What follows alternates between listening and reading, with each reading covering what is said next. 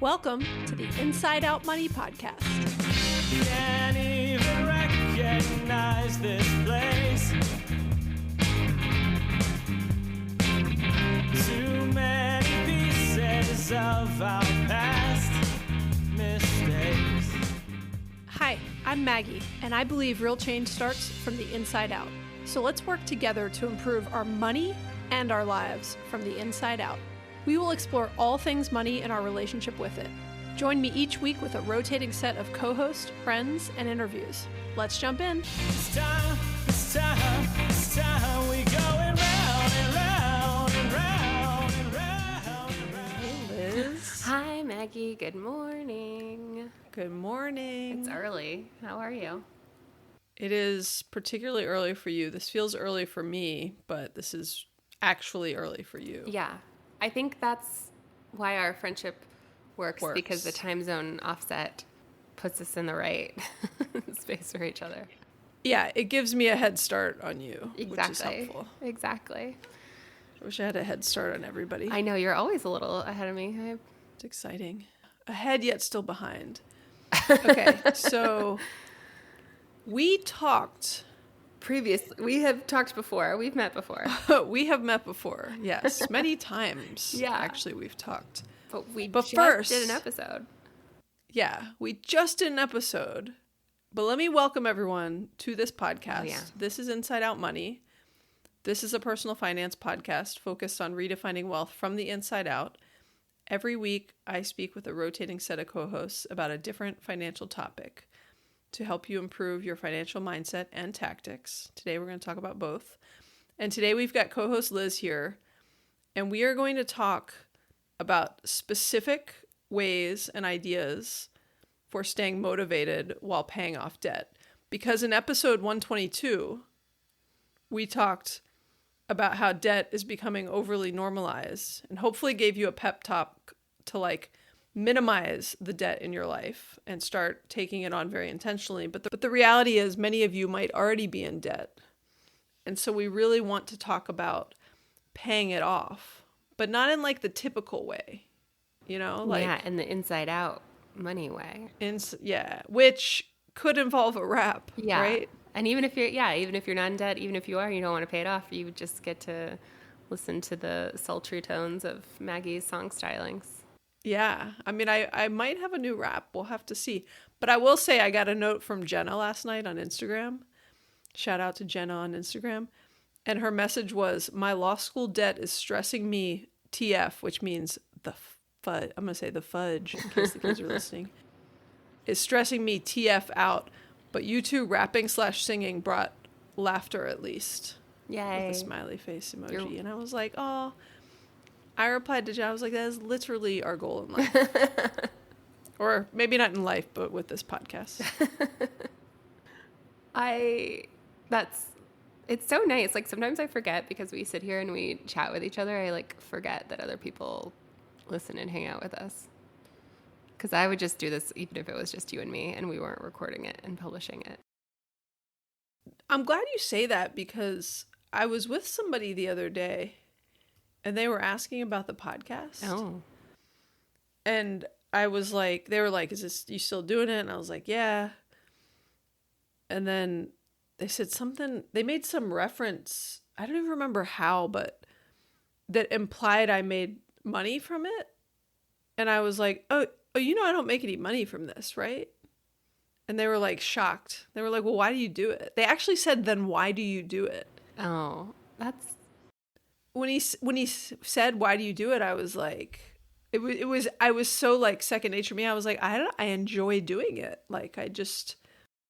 Yeah, that reminds me. Okay, so I one time lost my mind and signed up for a half Ironman, which is a 1 mile swim, a 56-mile bike ride, and then you just finish with a half marathon. And anyways, it was a whole thing. I shouldn't have done that. But anyways, I finished it. And my mom was so proud of this. And she was telling my cousin, she was like, guess what? And just so proud. And my cousin was like, oh, so then what do you get? Oh God. Like yeah. thinking it was like one of those restaurants where if you eat the 6-pound burrito, like you eat for free for a month or something.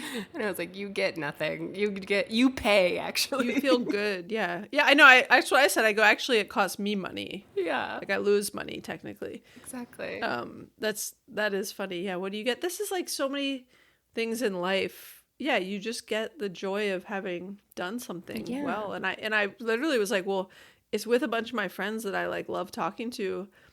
And also I really like helping people. And I wish I had something like this when I was younger. Yeah, and it's a creative outlet and Yeah. it's a way to connect to people and you get a little ego boost when you see people like it or have left a review or have even just listened to it. Yeah, the fact that we brought Jenna on Instagram some laughter when she's otherwise stressed out about her law school loans was like mission accomplished. Exactly. You know? Exactly. We made Jenna laugh. That's why we're here. Thanks, Yeah, Jenna. we hope to make someone else laugh today. And maybe actually be motivated to pay off your debt. Maybe. That one's That would be harder. like an extra bonus. Yeah, That true. one's harder. Yeah. So yeah, Yeah, that's what we're trying to do. I mean, paying off debt is, it's hard and it can be a long-term thing Yeah. depending on, if you've got big student loans or a big situation in front of you, this might not be a 30-day challenge. This might be like something that you're buckling in for a couple of years. And it's really easy to get discouraged and kind of demotivated, I guess. So yeah, we want to try to help with that. yeah. And it's easy for it to feel like, in addition to being discouraged, I think like it could be no fun, right? Like Jenna was saying, it's stressing her out, right? And it could just be like it can have an impact across your entire life, and it just can be this like shadow that hangs over you, and that just makes everything a little bit less enjoyable. And so I think we all on the podcast are big fans of paying off all your debt because it feels amazing. Mm-hmm. So yeah, the faster the better. And look, there's all sorts of methods for paying off debt and strategies. There's the avalanche method, the snowball method. We did an old Friends on Fire episode where we talk about the, pros and cons of each method. You can go listen to that if you want. We'll put a link in the show notes. But there's other methods where, there's things where you can consolidate a lot of your debt. There's different debt management plans. There's different ways to refinance your debt. There's ways to negotiate with creditors. There's even, what I'd consider more drastic measures like bankruptcy. We're not going to get into what all of those methods and strategies are today. It's not the purpose of this episode. I think what we really want to focus on is if you are in that phase of trying to pay off debt and you're trying to stay motivated, we want to really talk about some creative and fun ways to stay motivated while paying off debt. Because it is tough. It's hard. Yeah, but it's more fun when you do it with your friends, Maggie and Liz. So Which we'll get into in one of the a little bit later, actually. Friends are one of the ways to stay motivated. Yep. And then the one thing I'll say, because I was thinking about this last night, when Jenna from law, who I don't know what her job is, by the way, I just know that she has law school loans. She might be like working for the public defender's office or who knows. But I was thinking like, there's all these ways to stay motivated. And I also think there are people out there who are above average high earners, like have a high income that is above average, and are also living very like, do you know the phrase high on the hog? I mean, I can gather from context clues. I was literally thinking that last night, and I was like, is that a really old phrase? Or like, I want to type it in because it's probably like really offensive. Oh, no. Oh, no. You know why? You know where high on the hog comes from? Have you never heard that before? I mean, I wouldn't use it, but I think I've heard it.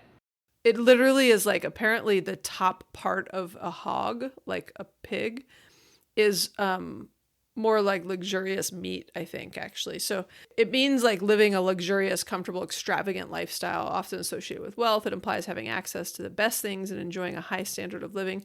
The phrase originates from the practice of wealthier people eating the most desirable cuts of pork, which come from the upper part of the pig, while others consumed less expensive cuts from the lower parts.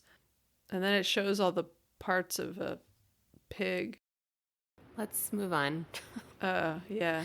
No judgment for what. Spoken by two people that don't eat pig, so yeah, let's move on. Everyone should eat what they want, and even when I did eat meat, I didn't like to think about the specifics. I didn't either.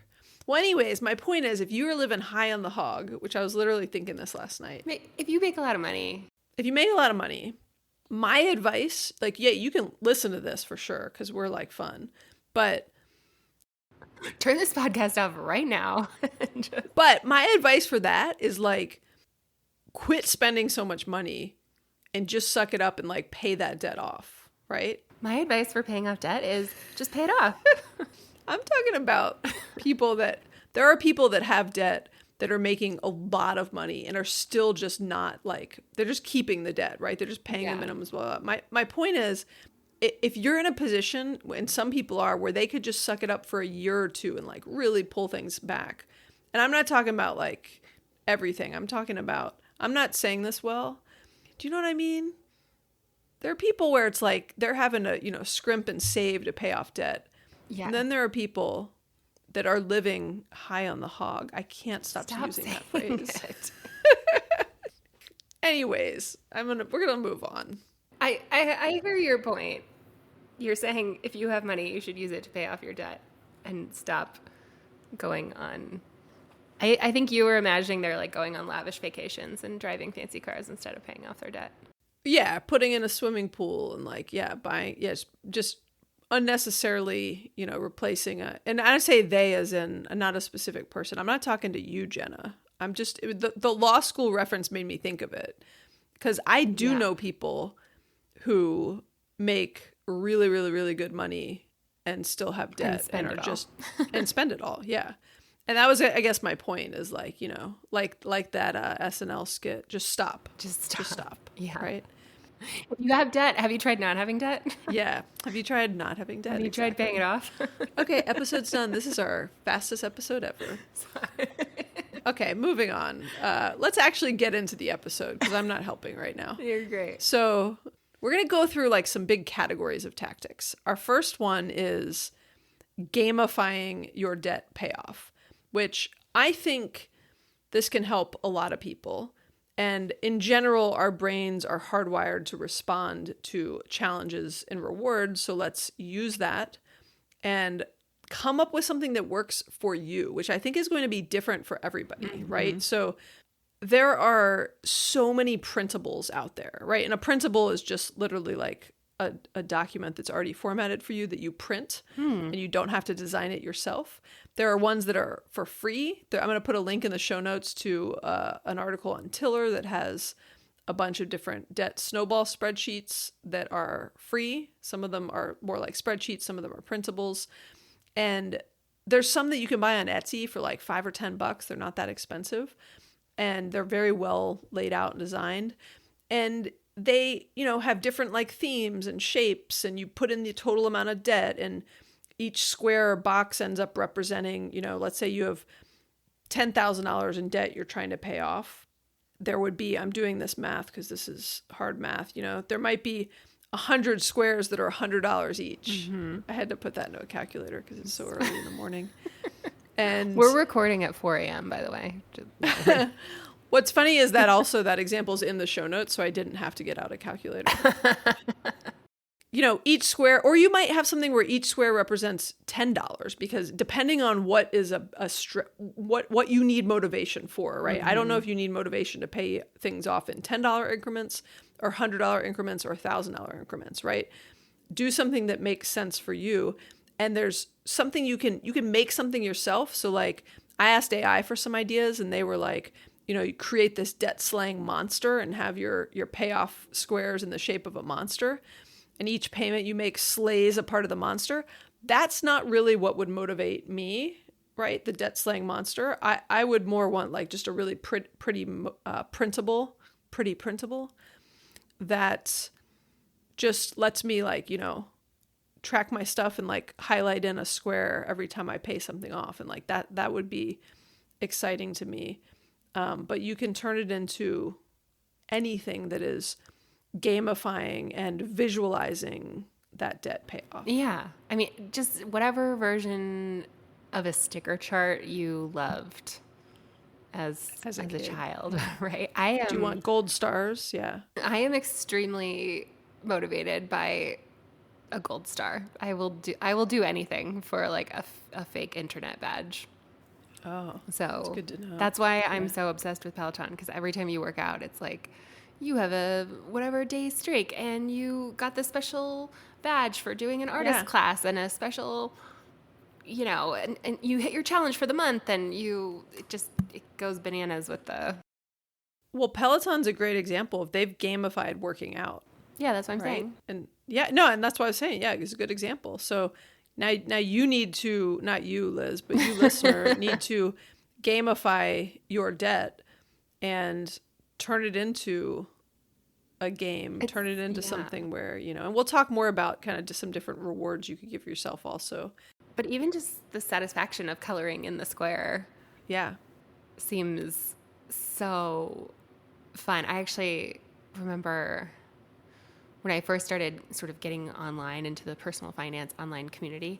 At that point, we had mostly debt free, but we had paid off some, like a student loan situation. And I remember being like, man, I wish that I had been online while we were doing that. And I wish I'd had this printable and I could have like posted my progress on Instagram. And it's just so satisfying. I was going to say, it's so sad that you had to do it like just at home alone by myself. Quietly in the background, Nobody saw it. I agree. I wish I had. I almost want to go back and like find out, like go back and retrack how I paid off. Because I paid off some debt very aggressively for my MBA and for college student loans and some other things. And I wish I could go back. Maybe I will go back. It's sort of like when you already did something on your to-do list and then you decide to write it on your to-do list so you can after you did it, yeah, just so you can cross it off. Yeah. I'm not sure if I reach the level of boredom in early retirement where I have to go back and make a printable for the old deck. And then color in all the squares that you already paid off. Yeah. That'll be a low point in my early retirement life. You just call me before you. If you need something to do, I'll call a friend, which is our next piece of advice anyways. But I will say, you literally could go into Etsy and type in debt payoff printable, and you will see a ton of cool options that some of them are literally like $2.99. They're not, this is not like some expensive course you're buying. Like most of the ones I'm seeing are all under $10.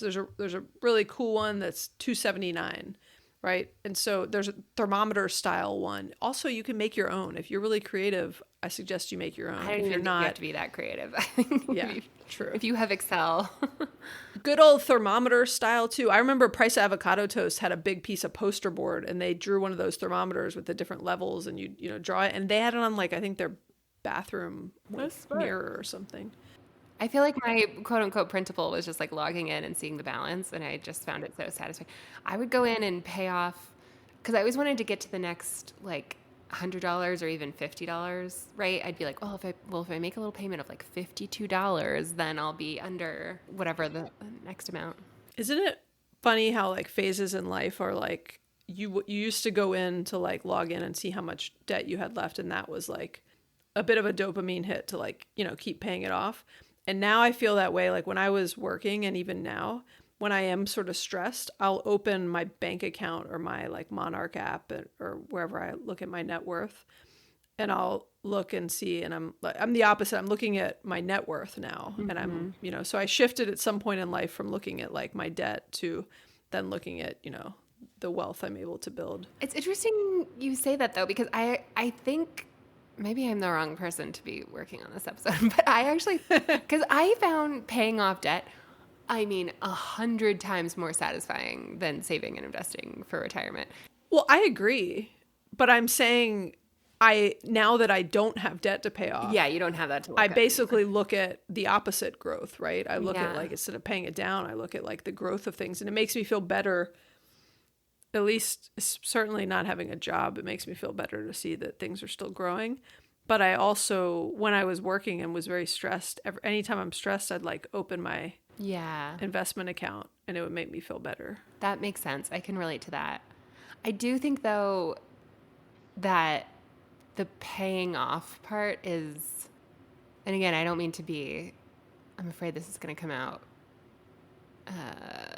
like, Bring it out. well, I just think that the paying off debt part was, I don't want to say it was fun. That's not the right word. But again, it was so satisfying to like Yeah. see that amount chip away and to like watch it come down and sort of, slay that metaphorical dragon in a way that I just find like maxing out my 401k has never given me the same emotional Yeah. satisfaction.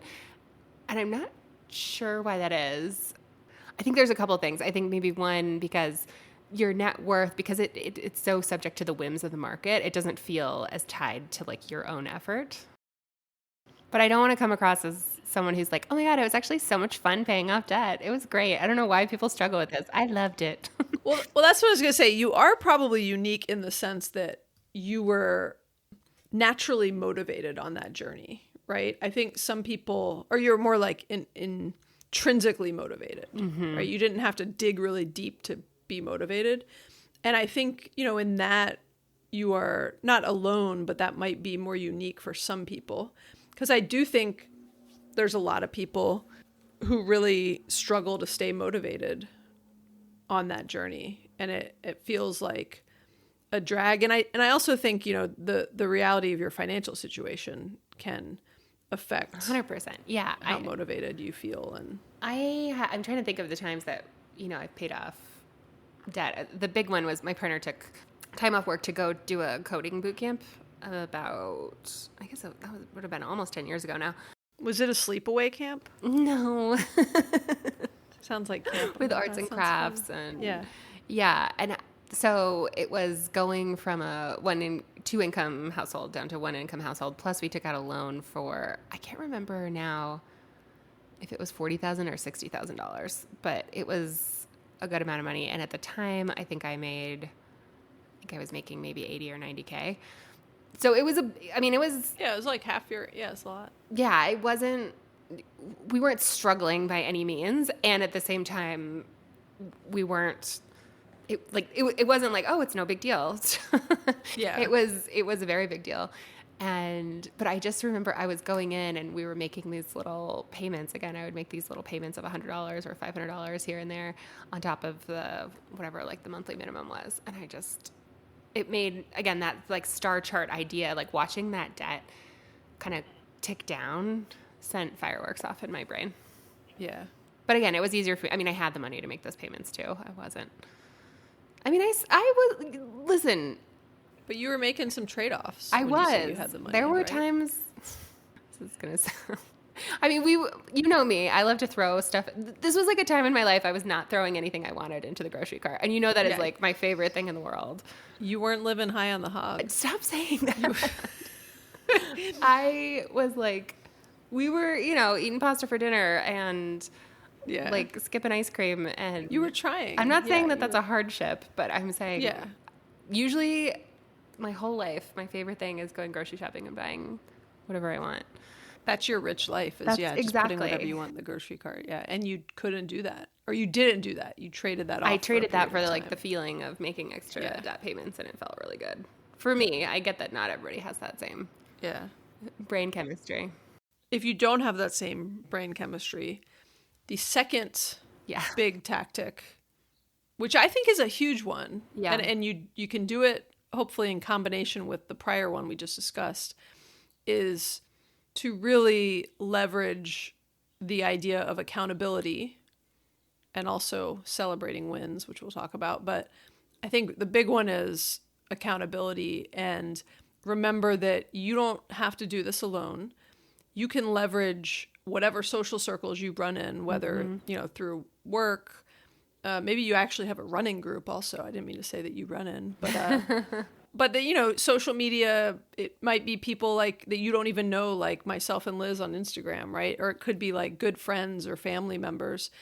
And you want to, I think the idea of like finding a group that you can be accountable to and work on your debt payoff journey together is incredibly powerful, right? And so there's the basic idea of like sharing your goal with family and friends, and like, there's a lot of research that like, when you share a goal with other people, they can, it helps you to do better, and it helps them encourage you and all these other things. But I also think creating like an actual group. So, there's this whole like trend around like masterminds for, small businesses and whatever. I always hear about people who are in like a mastermind group. I remember at one point I was like Googling like, what's a mastermind? And the idea of having like a mastermind for debt payoff, like creating, like if you know some other people that are also trying to pay off debt, the same way you'd organize a book club, be like, hey, let's organize a debt club, right? And a WhatsApp group where we share, maybe you actually get vulnerable and like share the actual amounts you're trying to pay off, and talk about which printable you're using, and talk about, how you're going to give yourself gold stars or whatever it is. But create a little group of accountability buddies, which is my favorite made up word on this podcast. Did we make that up?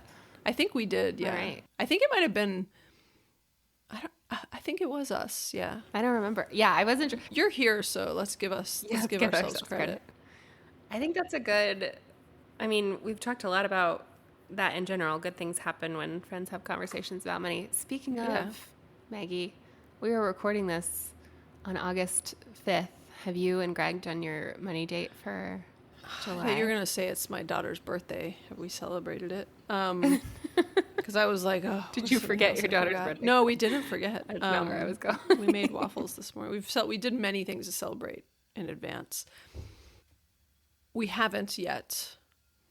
But I'm just being your accountability buddy. No, I appreciate it. And I saw your text. You sent a text as I had requested. You sent a text. Yeah. And the text came through when I was like, actually, I think we were at her birthday party. And so I was like tied up at the time. But I did see it. And I did think, oh, it's already August. We should be reviewing July expenses. And it was on my list. And you know what? I'm going to move it from my head list to my written to-do list, and I'm writing review July expenses with Greg, and I want to do it this week. So I appreciate the reminder, and I will text you once we have done it. Just trying to model good accountability buddy behavior. That's exactly what a good accountability buddy looks like. And yeah, so I think the idea is it can be super helpful to do this, like enjoyable, but also helpful to do this with friends and to leverage communities to help hold you accountable. There's also a ton of other online communities. So if you like don't know anybody in real life, right? You could go get on Instagram. Or if you're not comfortable talking to someone. Yeah. And you want to be anonymous, whatever. Not everyone has like a inside out money gang. Yes, exactly. And yeah, I've seen people, there's tons of accounts on Instagram that are like anonymous. They don't say like who they are, and they're paying off debt and they're tracking what, they're like sharing updates. Wait, are you saying there's people who are anonymous on the internet who talk about their money? Wait. One of them is called Liz Gets Loaded, actually. She's really good. You should follow her. I forget that you're anonymous because I know you. So I forget that other people don't know you. That's amazing. But yes, there are people. And so you could be one of those people. If that's what helps you, go create an account right now, right? And then, but my other point was if you don't want to do all that extra work, just go follow all the people who are doing it and like engage with them. You'd be shocked when you post and I see something that's, where you've just paid off all this debt. Like I comment on it and I'm like, that's awesome. Great job. Good luck. Yeah. There's tons of good hashtags, hashtag debt-free blank. It's like everything. Hashtag debt-free journey. Hashtag debt-free family. Hashtag debt-free mom. Right. Debt-free gang. I'm sure there's a ton. Once you start engaging with that, the algorithm is magical. Like I went to one Pilates class and now my entire feed is like, Pilates is amazing. Actually, Pilates is secretly going to kill you. Actually, it's not going to build muscle. You perimenopausal loser. Like it is. You like one post about paying off debt free and like let the algorithm let it use its sort of evil powers for good to bring that content into your feed. And You're right. just That's keep it top of mind. Great point. It'll do the work for you. And then you can also look for online communities. Like you can, go to a Camp Fi. That'll really motivate you. And then you'll become a part of the Camp Fi alumni Facebook group. And that is a great group. If you're like, hey, I'm struggling to pay off debt, I need some motivation. Like you will get so many answers and encouragement and other things from people and ideas. There's Choose 5 Facebook groups in almost every big city. And then there's a, big generic one. There's a lot of like subgroups on Reddit that are specifically focused on paying off debt. So my point is you can go find communities of people that are on the same journey as you, that are offering advice, that are sharing their own ideas, and almost all of them are free, right? And they're out there and there's other people like you. So go find them and use them. That is literally what they're there for. You mentioned the podcast, The Price of Avocado Toast. They are, first of all, Justin and Haley are hilarious and like just lovely humans and so good. And their podcast focuses a lot on debt payoff. I would say we don't. This is like our second episode where we've kind of talked a lot about debt. Second and final episode. Yeah. After this, we're done. We're going back to just stacking our piles of money. But theirs is really great, and there's tons that are so good. Which makes me think, though, so when you mentioned accountability buddies, it's hard to say. But fun. How do you feel about coaching? Payoff coaching. Yeah, debt payoff coaching. I have mixed reviews. So, and Haley and Justin are a good example. Like they run that, like professionally, they do coaching. So, and I think, the investment to work with them is thousands of dollars. And, to me, in a perfect world, if you're in debt, you would do this without spending more money that you don't have. But just like all things, my first option is to do something, take an approach that is free or frugal.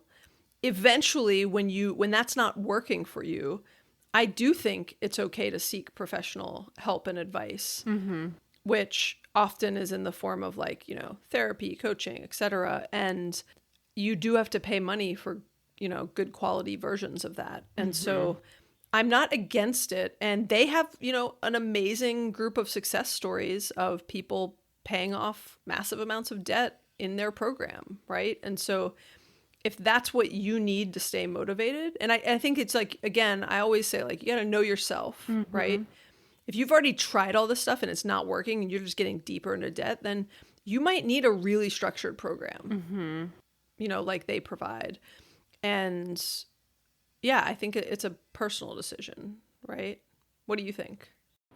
I think coaching can 100% absolutely be worth it. I think I might be a little more bullish on coaching. I just think, again, when you start to look at the ROI, it's on the same scale for me as Financial planner. No, sometimes people balk at the idea of paying.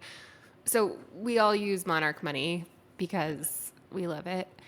Full transparency, I have like a couple of years free, I think, of Monarch money because I've referred so many people, but I would like 100% pay. I would too. $100. It's like $100 a year. It's $100 a year. And I, sometimes people kind of like wrinkle their nose like, oh, you have to pay $100 to track your money. Isn't that kind of the opposite of what you're trying to do and spend less money? But if you spend $100 and you end up saving probably more than $100 over the course of a year because you're tracking what you're spending money on, you're paying attention to it, you're bringing that awareness to it. Again, I think same with coaching. If you're intrinsically motivated, if you have a big enough shovel, if you don't feel like you have emotional stuff that you're working through with money, like, and you don't need it, then don't. But I think that those things, if it helps you pay it off faster, even if it doesn't help you pay it off faster, even if it just helps you feel better through that journey of debt payoff, even if it just helps you feel more successful and feel supported and feel like it's less of a slog, I think it makes sense. But I agree with you though. You said it well, of like you're kind of bullish on it, and I just would try a lot of other things first. And I do think like the size of each piece of the, what you're looking at matters, like you said in the Monarch example. So if you're $10,000 in debt, I don't recommend you go spend $2,000 to $3,000 on a coaching program to get out of. I recommend you take that $2,000 to $3,000 and pay off your debt. Yeah. You know, like start paying, make the first payment and color in tons of those boxes or give yourself tons of gold stars. Yes. And even if you only had $10,000 in debt, if it's going to cost you a couple $1,000s to get you to pay off that debt and then also figure out how to set up your life so you don't slide back into that debt again. Yeah. And you use those same tactics to set aside that money, set up a budget, set up a lifestyle that's going to let you save that money and invest it. I mean, the ROI is going to be huge. Like if you retire a millionaire instead of broke, you're going to be, that's a dramatic example, but yeah. It seems like it could be worth it. I'm totally with you in that if you don't need it, don't spend the money on it. But if you've been struggling with it, I think there's I think there's almost a weird stigma or something around financial coaching because I think there are I think there's varying levels of quality out there. We know Justin and Haley and we think they're great and you just got to like vet it out. I've seen programs that are like $10,000 or $20,000 in coaching to like get your life together. And I don't know. I mean, maybe they're worth it to some people, but I wouldn't pay that. Yeah. I also, if you want to pay someone $20,000 to help you get your life together, you call me. I'll do it. I got you. We'll do it together. Exactly. We'll come hang out with you for $20,000. I'll send you a personal podcast every week. Yeah. Okay, so let's go to the next big core tactic tactic. Here. Oh wait, actually I had one more thing that I actually think is important to touch on. Yeah, go for it. When it comes to this, so stepping away from coaching, back to like just talking to your friends, whether they're online or in face-to-face friends, I do think there's sometimes this myth that if you tell someone your goal, like I'm posting this on my Facebook so that y'all will keep me accountable. Just that's not going to happen. Like, oh, you can't just do that. Yeah. But I'm saying the accountability from like online will mostly come in the form of commiseration or like celebrating your wins. Nobody is going to come back and be like, "Hey, Liz, remember how you posted like 6 months ago that you're trying to pay off your credit card debt? What's going on with that?" Because that's what, Because one, people are just like too nice and they're not going to do it. And two, they're going to forget because they don't care. Because they're not you, right? Yes. Exactly. Because you're not paying them to be your, budget payoff coach, right? And which is the point of like, if that's what you're looking for, that's where you might want to look into like, hiring someone.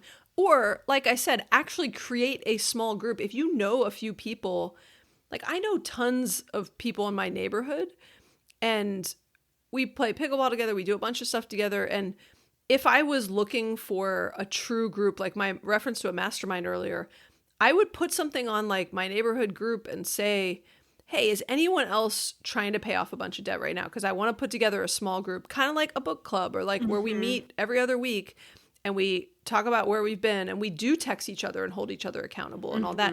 But you need to thoughtfully create that group. To Liz's point, you can't just like put it out on the internet to a bunch of strangers and or friends and expect that they're just going to like remember you next week or, remember this goal of yours. Yeah. Not to be unkind, but like nobody cares that much and they're not going to remember. Like if you create a whole special Instagram about your debt payoff and you're like, I'm posting publicly so that you'll keep me accountable and you don't post for 6 months, like nobody, Yeah. Nobody's going to come back and find you. Sorry. Yes. Sorry. Yeah, be realistic and you get, I'd say put a little bit of work into the type of accountability you need, right? Again, and I say work as in like, if you need it, then go proactively put together a small group. Yeah. And you've got what you're looking for. Okay. So let's talk about the next the fun part. Big tactic, rewards, right? A reward system, aside from just like coloring a box in or, getting that gold star, which I know you love, Liz, is figure out some reward system that will keep you motivated and help you feel good about your progress. And my big advice on this is, quite obvious as much of our advice is, which is your reward system has to be something you can afford to do, right? So I don't like, I am, we always say this is like a judgment-free zone, but I will throw judgments when I'm half joking saying When that. you buy yourself a Lamborghini. Right, when your reward system costs more than the debt you're paying off, right? Like you can't say, oh, every time I pay off $20 of my debt, I'm going to go out to eat to celebrate, right? That literally like defeats the purpose, right? And so, the reward system you think about needs to be something that is, again, back to the ROI example, right? That fits into your budget and that works. And so it could be a small dedicated amount of money you set aside that is specifically for reward. So if every time you pay off debt, you might say, okay, I'm going to put 5% of the amount I paid off in debt into a fun fund that's, my concert fund, or just call it your fun fund if you want, your reward fund, whatever you want. But come up with a system that works for you. I think a fun system would be a percentage because it's just very easy. Right? And so think about, again, a lot of it's based on the size of what you're paying off. But if every time you paid off $100 in debt, you get to put $5 into that fun fund, like that to me is the right ratio, right? It can't be every $20 I get 20. Right. It can't be 100%. 100%. That's No, it can't be 100%. That's not going to work very It's quickly. going to slow you down. Yeah. I wish I could find them because I want to know what happened to them. But I followed this couple on Instagram and they were paying off something. It was a big amount, like $100K or $200K or something. I don't know. I remember it was student loans or something. And they were so focused on paying off their debt. And every time they paid off, every $1,000 or $5,000 or something, they split a root beer, which is like so cute. Aww. And then they had this big party when they paid off all their debt. I mean, big party meaning, it was like paper plates and whatever. And it was like the end of February of 2020. And I remember thinking, oh, I was so sad for them because they paid off all their debt and then they couldn't really go out and celebrate because it was super early pandemic days and they had to stay home. Anyways, if you're listening and you remember who I'm talking about, can you please send me the name? Because I somehow lost track of it. Maybe they stopped posting, but I like it. I mean, if a root beer is what motivates you, I mean, maybe you don't ever drink. I rarely drink soda, so half a root beer sounds delicious because I actually really like root beer. Like a root beer float was always so good to me, or a Coke float. Yeah. I mean, I think, of course. Well, I think they did like root beer. I think a friend of theirs actually gifted them like a keg of root beer or something when they paid off their debt or something. It was really sweet. But That's also, cute. I'm sure it was just the ritual of cracking it open, cheers to us, kind of thing. I think that sounds really fun. Like, make it something that is special to you and unique to you, and is just a good memory. And someday, like, I'm sure having a root beer triggers good memories for them too. I hope so. Wherever you are out there, I'm still thinking about you. I think on the topic of rewards, it's an interesting tactic is to make a list of both rewards that cost money and rewards that are free. Like maybe your reward, again, is spending, making a post on Instagram like, hey, I paid off this much. And then, you're going to get a bunch of likes and applause and stuff. Like that's a dopamine reward. Yeah. I also, the rewards could be, I was thinking of some ideas yesterday and I was like, all of them involved alone time. But it was like, an hour to read a book, an hour to, maybe you do this with your spouse even, and when you guys hit these things, you each get, like if you, it depends what phase you are in your life, but if you're like at a phase where you've got like young kids, or you're working a lot and you don't have I was thinking of the law school example, right? You might be in your first job at a law school and you're working a ridiculous amount, and you shouldn't have to give yourself an hour of alone time, but sometimes you do because we don't take it. And so it might be that, you've earned time to, like, I don't know, go watch your favorite TV show or go for a walk outside, or but just like an hour of whatever you want to do of me time, or a yoga class or something like that. I think it might be common too for people to set themselves up with rewards that do cost money. Say, okay, when I pay off this much, I'm going to take myself out to dinner. I'm going to go get my nails done or something, a treat that costs money. And then to get to that point, and it's almost like the flywheel of velocity in paying off debt feels so strong that it actually feels better to use that money to just throw it towards your debt rather than spending it. Yeah, I agree. I think once you hit that point there's a point where you're going to hit an amount of like momentum or velocity on this where, I don't know if velocity is the right word, maybe momentum. And yeah, you're actually probably going to forego some of those things because you're just so motivated to, I hope you get to that point, right? That it just you start to get the dopamine hits from, coloring in the little squares and it feels so good. And that's the point you want to get to because then it becomes much more fun and enjoyable to. Right, where you'd almost rather color in another square than have that treat. But do give yourself rewards. I know we've talked a lot about Justin and Haley from The Price of Avocado Toast, but that's because they're great. And I think their whole thing is not making yourself miserable while you're paying off debt. Yeah, and while you're budgeting, Yeah, and not to go full on like I only eat beans and rice. I just work and don't spend money and sleep, and it's just not sustainable. You'll burn yourself out.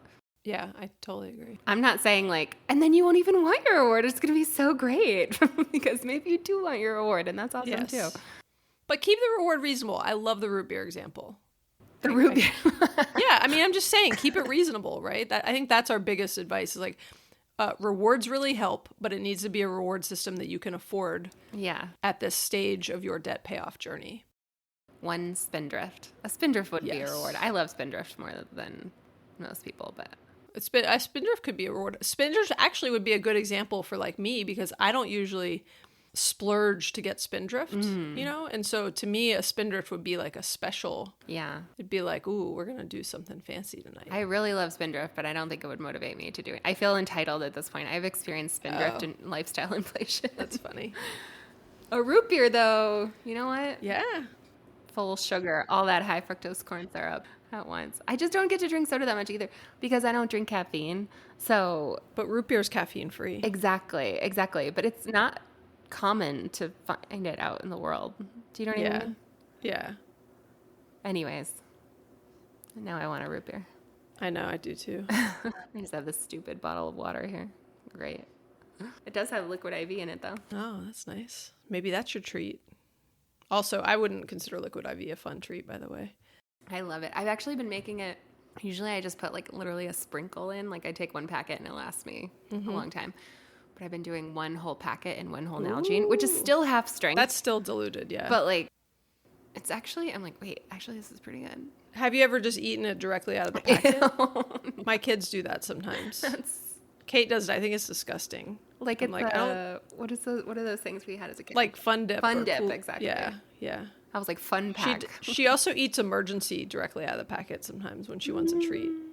Oh, for a treat? Well, a treat's the wrong word, but if she really can't find anything, she starts like she's like, oh, I'll eat some Emergency. She thinks she's like eating some vitamins or something, which I guess technically she is, but. Go Kate. I also had someone recently tell me that Emergency is poison. I've heard that too. It's really hard to be a human trying to like consume anything these days because it's all poison. It's all going to kill you. Mm-hmm. Yeah. Even Pilates, like you said. I really need to figure out how to get... I just want to go take my Pilates classes. I don't actually want to watch 1,000 reels about whether they're good for you or not. It's funny. Okay, so the final thing we're going to wrap up with, and we're going to be quick about this, but for some of you who want... We might, maybe. We'll try. For some of you who want a more structured approach, if you've read the book Atomic Habits, which had a bit of like a pretty popular following by James Clear, he provides a very specific framework for building good habits and for breaking bad habits. And I think, paying off debt is building a habit. You gotta build that habit and get to the point where you realize like, oh, you actually get dopamine hits from paying off debt. And like, this is something that's good to do and it feels good. And so we wanted to give an example where we're following his approach. And his approach is he has these 4 laws of behavior change. And the 4 laws are make it obvious, make it attractive, make it easy, and make it satisfying. And we already talked about a lot of these things. So which is why I said we might be able to make this quick, but we'll see, Liz. And so we're just going to like run through an example of like using this structure or this framework and applying it to your debt payoff journey. Why do we call paying off debt a journey? I always see that word. Because it takes a long time, and it's a lot of ups and downs. And at the end, you get a rose. Yeah.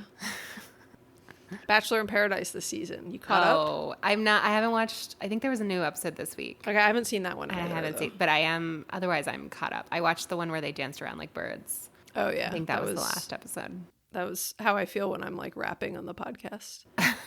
Is how some of them looked while they were dancing around like birds. They were doing some kind of mating dance or something. It was really. Yeah. I was at work the other day, and we were sitting around talking, just chatting, eating lunch, and the conversation turned. I felt left out because everyone was watching Love Island. Oh. And I was like, I'm watching like Walmart Love Island, which is Bachelor in Paradise. Was anyone watching it? Yeah, I think maybe one other person was watching. Okay. I think it's an age thing too. Oh yeah, I think I think the mentally younger looking around that table crew watches Love Island, and I think people more closer to our age are like old school because we grew up with grew up Bachelor. watching Bachelor. I know. I don't even watch the regular Bachelor show anymore, but I still don't love either. Bachelor in Paradise. It's so Yeah, same here. good. Okay, if we were to follow this approach, let's start with make it obvious. We already talked about a lot of this, but you got to visualize what you need to pay off, right? So we won't belabor that because we already talked about a bunch of different ways to visualize things. Other ways you can make it obvious are, you can set up due dates on your calendar for when different bills are due, for when some of your, credit card bills or whatever you're trying to pay off are due. You can create a really specific folder either on your desktop or like a physical binder or folder where you keep printouts of, every active bill you have, right? The current status of, each amount of debt you're trying to pay off or the current payoff amount, and have it somewhere where you're able to like look at it regularly and keep that goal top of mind. In general, you want to do everything you can do to just make it obvious and have these like visual cues and reminders all around you about what your debt is and that you are trying to pay it off. Mm-hmm. And then on the flip side, there's a related tactic of trying to increase the friction and purposefully making it harder to spend money. So I've heard of people like deleting all their saved credit cards out of like their phone and their browser and things like that, so that and taking it out of Amazon or any place that you shop at a lot. I think that's actually a pretty smart tactic, right? It puts a little bit of space between you making an impulse purchase. And so, one of the approaches to paying off debt is obviously spending less money. And so if there are some things you can do to increase the friction to spending money, that may help you get more aggressive on paying off your debt also. Yeah. Anything that creates that friction, I think you're right. Deleting your credit card information off of apps, or I know you have talked a lot about just delaying, right? Having a 24-hour rule or a 72-hour rule for purchases, that kind of thing. I mean, there's even like the old school thing of like freeze your credit cards and block of ice, right? If you're trying. Have you ever done that? No, I've never done it, but I would if I like the symbolism of it. And I still would like, I don't even physically use my credit cards that often. Like they're like loaded into my phone and an Apple Wallet. But if I were to remove them from, being able to pay that easily for things, it definitely would make it harder for me to make purchases, which is the goal. If you're in like an Uber savings paying off debt mode, you want that. And then the next thing is make it attractive. So you want to connect debt payoff to rewards that you like to do. And we already talked about rewards. So again, we don't need to go into it more, but the idea of connecting that debt payoff to some sort of a reward so that it feels attractive to you. And there's some kind of perceived award that comes with something because that will help you feel motivated. Yeah. I think those rewards are really, I don't know, I think they're really key, whether it's root beer or not. Yes. Just having something to look forward to, whether it's seeing the balance go down or a root beer or getting your nails done, or there's got to be there's got to be something to look forward to. There's got to be a trade-off. There's got to be like something that gives your brain that hit that says like, hey, you did it. It could be like, I'm not allowed to listen to the next Inside Out Money episode until I pay off, this amount of debt, or until I go find 10 things in my house that I need to sell. Oh, well, Something like that. don't put off listening to this podcast. That seems counterproductive to your financial Terrible example. health. Terrible example. You're right. Maybe I won't watch the new episode of Love Island Bachelor in or Bachelor in Paradise or Paradise Island or whatever your drink of choice is. Yeah. So the next one is make it easy. And again, we didn't really actually talk about this a lot, but this is the idea of reducing the friction to pay off your debt. And so the more you can automate things, the better. So knowing the day that your paycheck comes out and then having an automatic payment and knowing that you always have, $500 from each paycheck you could put towards debt, have an automatic payment that is scheduled the day after your paycheck hits your account. And know that it's going to, it's a good tactic anyways, but automating it is incredibly helpful because then you've just made it so much easier and you've reduced the friction of having to actually do something to go pay off your debt. I think that's true. And I would add, under the heading of know yourself, you might love going in and making the actual payment yourself. And that might be its own little mini reward. Like, oh, when I get paid, I get to go in. Or you set aside the money in savings or something. And then, if you don't spend it over the next 2 weeks, then you get to go and apply it towards that payment and color in another square or. Yeah. And if that's you, because that would be me too, actually. But if that's you, then I love the idea of having like a debt folder, whether it's a digital one or whether it's like a physically, a binder or something, but have a bunch of saved bookmarks and links to each of the places you have to go to pay off your debt. That would be an example of making it easy. So up in your, I always have my like bookmarks bar up at the top in my Chrome browser. If you use Safari or whatever you use, there's a way to do that. Have, the first 5 ones be, your credit card, your student loan, wherever you have to log in to go pay off that debt, have those up there so that all you gotta do is click on them. And there's even little apps where you could click on one link and it'll open 5 windows, right? There's little Chrome extensions that do that. It's a way to sort of like, Yeah.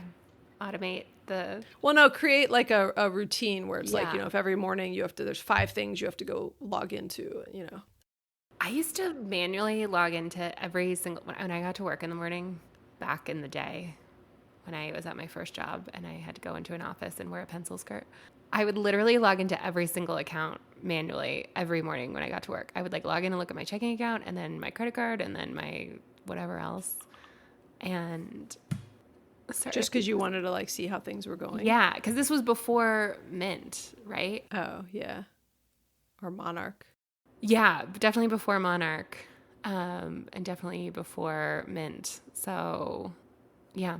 Anyways, I think that's wise to just keep it top of mind. Keep it in front of you is the point, right? Yeah. Okay, then the last piece of that framework is make it satisfying. And that's we just talked about the whole reward thing, right? So that's the idea of, celebrating and tracking your progress and rewarding that good behavior of making a debt payoff or, however you want to break up the goals. And also just that visual tracking piece that we talked about at the very beginning, just coloring in the squares or coloring in the debt thermometer is a way to make it very satisfying. And it feels like, this immediate reward for your action of paying off debt that you get to go, highlight a square or two. And then you see that, it's like up on your, bathroom mirror or somewhere that you look at it every day. You might even have 5. I mean, I don't think you could have more than enough of these, right? You don't just have to have one. You could make 5 duplicates of it. Keep it in 5 different places. Keep one on your bathroom mirror, keep one in your office, places that you sort of are sitting every day. And then when you get to color in a square, you actually get to go do it on 5 because you need to keep all your sheets updated. That's smart thinking, I think. It's a bonus way 5 coloring in squares. I mean, why not 10? You're right. Yeah, whatever works for you. Okay. So I hope the idea of something we've talked about today, anything, helps you feel. I liked all of it. I enjoyed myself.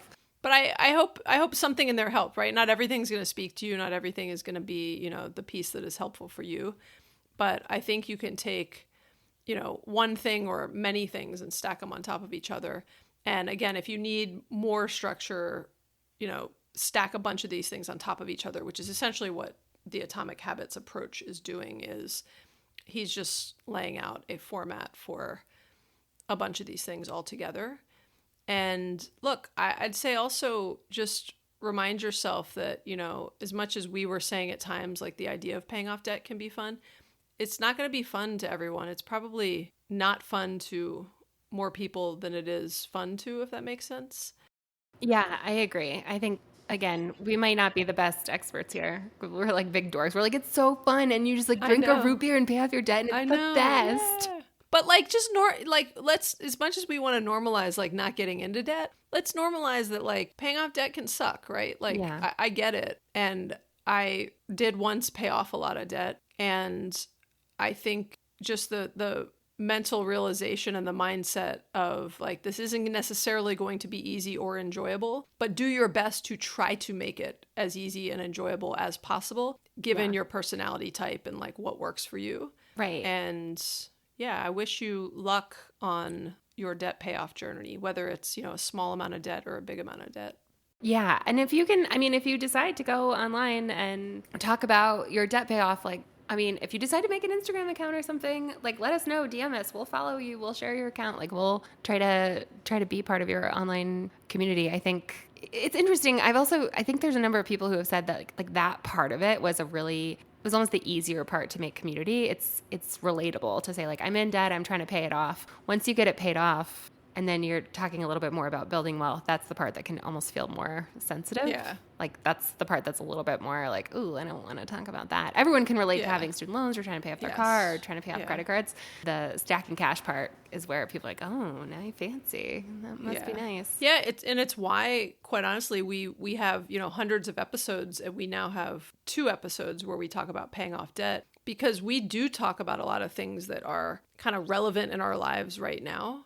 You and I both, Liz, and we talked about it in the last debt episode, have paid off, you know, big amounts of debt in our past, but that was, you know, 10 plus years ago. Mm-hmm. And, you know, it's not the phase of life we're in right now, but it is the phase of life that many people are in. And so, yeah. Yeah, I know. Again, I wish I'd been a little bit more online during that time. I think it would have been fun to... Very motivating. Maggie, I wish you and I had been friends when I was... Oh, yeah, I know. That would have been And it would have been fun to talk about, right? It's why we don't talk about it as much, because we want to be authentic, and we are not on a debt payoff journey. And so we can't talk about it all the time, but we can talk about it sometimes. We slayed that dragon. Slay that debt dragon. We deaded it. We deaded it. If you know what the term deaded it means, you need to dead that debt, y'all. That should be like a hashtag, dead that debt. Dead that debt. That is a Bachelor in Paradise reference. Yeah. And similar to like, you know, when we say like, oh, what a time to be alive. If you know what deading it means. I feel like I still don't even know what I don't mean. I only know because I kind of like had to Google it. But if you know what we're referencing is what I meant. We're referencing something from Bachelor in Paradise. If you know what it is, if you know, you know, as they say. And you should like shoot us a note and let us know that you've deaded your debt, or that you're in the process of deading your debt. Mm-hmm. And then we'll know you listened all the way to the end. Or next time you see us post something, leave a comment that's like, oh, deaded it.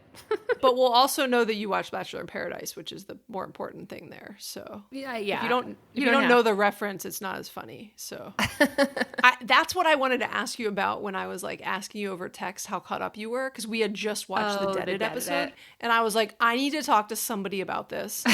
And my kids watched that episode too. And so we were like, it is a ongoing joke in our house that we have 10 toes down. Like I asked, Kate and I went for a walk the night before school started, and Kate was like, I got 10 we were talking about how the day was going to go, and she's like, I got 10 toes down. 10 toes down. 10 toes down. And then somehow she pulled deaded it into it also. I can't remember how, but we use that term is being used in our house like once or twice a day. It's so funny how that stuff sticks. Do you remember a long time ago, and if you haven't watched Bachelor in Paradise, it's just, you know, people trying to, it's a game, you're trying to get someone to give you a rose so you can stick around and fall in love. And there was a guy who was like really manipulating a lady to try to like pretending he was really interested in her just so he could get a rose and stick around. And he like looked dead in the camera and he goes, give me that rose. And I swear we said, give me that rose. Years. Like I'll still, if I really want something, I'm like, oh, do you want to make me pancakes? Give me that rose. Give me that rose. Give me those pancakes. I like it. I didn't see that episode, but I kinda know. want to now. Okay, this is the point where I realize we should probably wrap it up. Yeah. I Right? have to go to work. Give me that rose. It's time to go. I know. We're going to dead this episode. We're going to dead it right now.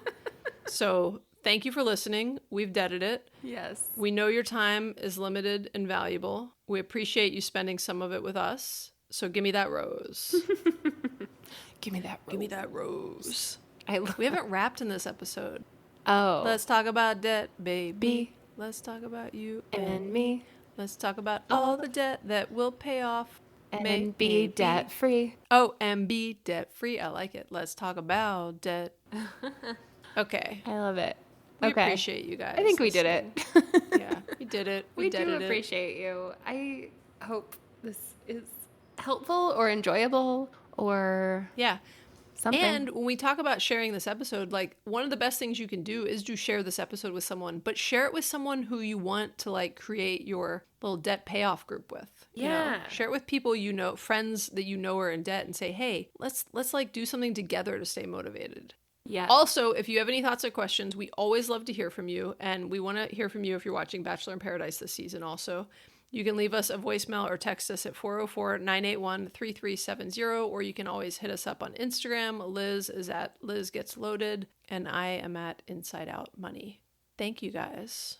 Thank you for listening. We love you so much, especially if you listen all the way to the end. Especially if you listen after we're like, thanks for listening. Send the text to this number. uh-huh. Like we really love you. If you're still here after we went on our Bachelor in Paradise deaded it 10 toes down rant, then Yeah. give me that rose. Give me that rose. I actually posted a picture of us like making the give me that rose face, and I tagged the guy from Bachelor in Paradise who it was after, and he commented. He was like, oh, Really? This is he's like, this is the best one I've seen. How many years ago was that season? Like, It had to have been 10 years ago. oh, okay.